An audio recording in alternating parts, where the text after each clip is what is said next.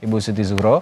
Mbak Wi, kalau tadi bicara soal perbaikan SDM kalau kata Putri tadi, ini jadi sepertinya akan jadi legacy yang diingat begitu oleh masyarakat ya, seperti halnya kita mengingat legasinya Pak Jokowi dengan infrastrukturnya. Tapi saya juga teringat dengan programnya Pak Jokowi di era awal beliau memimpin begitu. Ada program revolusi mental namanya. Ini juga kan sebenarnya menitik beratkan kepada SDM gitu ya. Dan ada lagi sekarang perbaikan SDM melalui gizi begitu, karena ada makanan bergizi gratis. Anda melihat hal-hal semacam ini bisa mengubah sumber daya manusia kita ke arah yang lebih baik? Pertanyaannya akankah itu mengubah secara signifikan ya? Itu dia. Dan mampu menciptakan SDM unggul, kan itu sebenarnya. Lah kalau tadi contohnya Pak Joko Widodo di era pertamanya melalui program 9 program Nawacita plus revolusi mental, ternyata kan mental tidak bisa dilanjutkan gitu ya.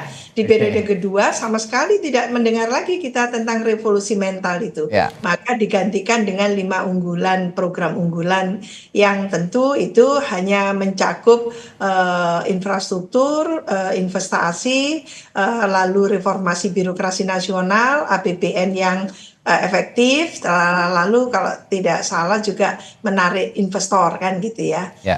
Itu saja yang dilakukan. Jadi tidak ada kesinambungan apa yang dilakukan di periode pertama dengan selanjutnya dengan revolusi mental lah.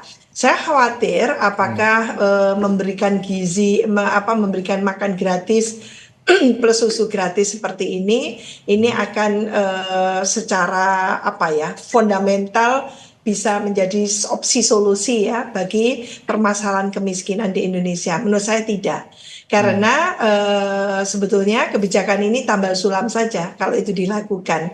Coba kita tengok sebetulnya permasalahan yang sebenarnya sampai ke akarnya itu adalah bagaimana meningkatkan kualitas hidup masyarakat yang tidak beruntung secara ekonomi dan pendidikan itu, sosial ekonomi itu, menjadi betul-betul basic need-nya, pelayanan dasarnya itu terpenuhi, Mas Rida. Nah itu yang penting sebetulnya. Jadi basic need-nya, pelayanan dasarnya itu terpenuhi. Jadi kalau dia perlu pendidikan, dia juga ada bantuan dari pemerintah, tidak sekedar kamuflase, kartu pinter, kartu cerdas gitu ya.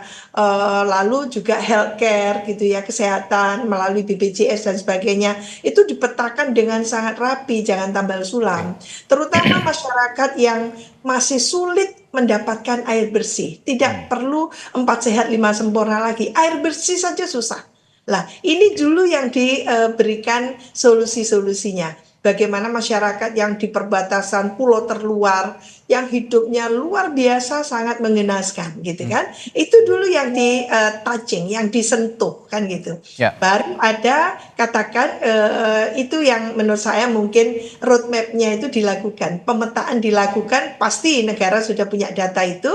Tinggal bagaimana membuat tahapan-tahapan yang sangat terukur, sehingga katakan mungkin 100 hari pertama identifikasi dan melakukan prioritas, jadi penekanan terhadap program-program unggulan tertentu yang bisa langsung bisa dilihat kan gitu.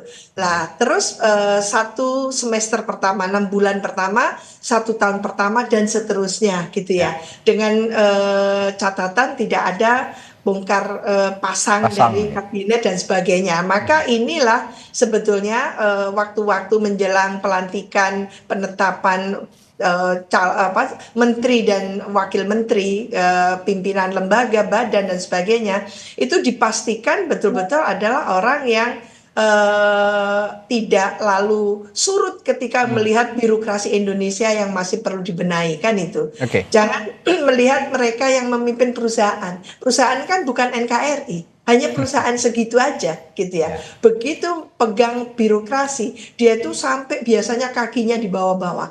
Nah itu paham nggak kira-kira ketika memimpin birokrasi yang sangat rumit seperti itu? Saya tidak mengatakan pada yang sudah incumbent, tapi yang baru-baru tadi itu langsung masuk ke birokrasi Indonesia yang sangat complicated seperti itu gitu. Lah ini yang mungkin menjadi concern kita, Mas Rid.